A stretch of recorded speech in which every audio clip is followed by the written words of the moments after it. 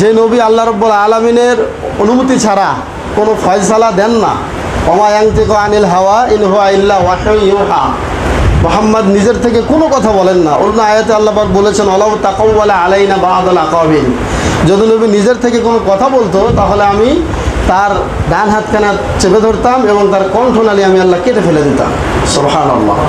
তার মানে নিজের থেকে তিনি কোনো কথা বলতেন না। তিনি তো এমন নবী যিনি সাব্বাবা আঙ্গুলের ইশারায় চন্দ্র দ্বিখণ্ডিত হয়েছিল। বলেন সুবহানাল্লাহ। তার এত মর্যাদা, এত ফজিলত দিয়েছেন, যাকে বাদ দিলে কোরআন বোঝা যায় না, যাকে বাদ দিলে হাদিস বোঝা যায় না। কারণ কোরআন তো তার উপরে নাজিল হয়েছে, আর হাদিস তো আমরা তার মাধ্যমে পেয়েছি। কি বলেন, ঠিক কিনা?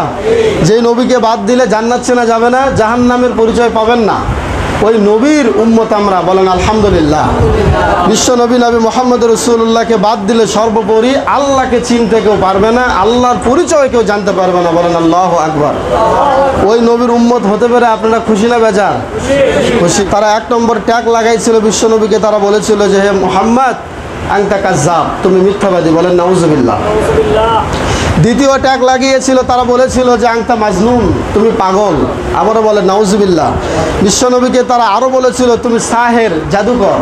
বিশ্বনবীকে তারা 4 নম্বর ট্যাগ দিয়েছিল, তুমি শায়ের মানে কবি।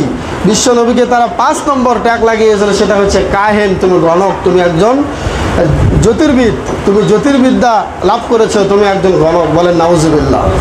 আল্লাহ রাব্বুল আলামিন তাদের এই 5টি কথার প্রেক্ষিতে বিশ্বনবী যখন মনক্ষুণ্ণ হলেন, মনে কষ্ট পেলেন, তাদের এই 5টি কথার জবাবে আল্লাহ রাব্বুল আলামিন 5টি বৈশিষ্ট্য দিয়ে সূরা আহজাবের 45 এবং 46 নম্বর আয়াত নাজিল করলেন। বলেন সুবহানাল্লাহ।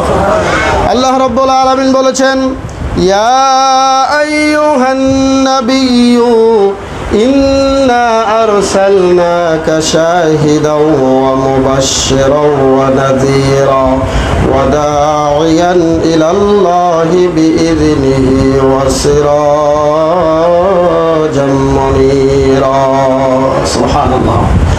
আল্লাহ রাব্বুল আলামিন বললেন, নবী আমি আপনাকে কি করে প্রেরণ করেছি শোনো। ইন্না আরসালনাকা, নিশ্চয় আমি আল্লাহ আপনাকে প্রেরণ করেছি শাহিদান মানে সাক্ষ্যদানকারী হিসেবে। বলেন সুবহানাল্লাহ। সাক্ষ্যদানকারী হিসেবে 1 নম্বর বৈশিষ্ট্য।